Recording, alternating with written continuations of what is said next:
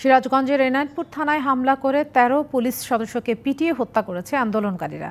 কুমিল্লার ইলিয়টগঞ্জে হাইওয়ে থানায় হামলায় নিহত হয়েছে আরও এক পুলিশ সদস্য। এছাড়া বিভিন্ন জেলায় ১৮টি থানা, ২টি পুলিশ ফাঁড়ি এবং ৪ জেলায় পুলিশ সুপারের কার্যালয়ে হামলায় ৩ শতাধিক পুলিশ সদস্য আহত হয়েছে।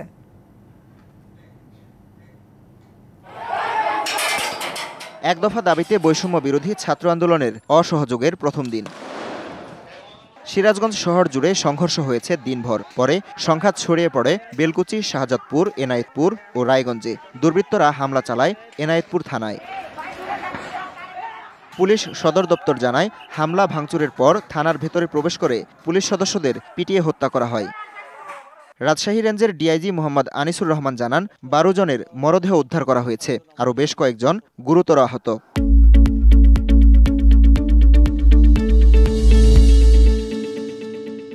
তা সেখান থেকে আমরা ১২ জন ডেড বডি আমরা উদ্ধার করতে পেরেছি।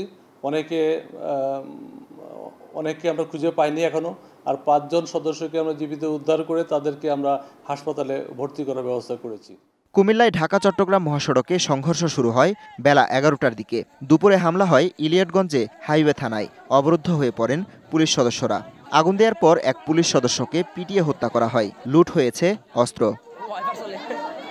আমাদের থানাতে অবস্থানরত অবস্থায় তারা থানাকে আক্রমণ করে গাড়ি ভাঙচুর করে ওই এক পুলিশ সদস্যকে টেনে হিসেবে থানা থেকে বের করে তাকে পিটায় মেরে ফেলে।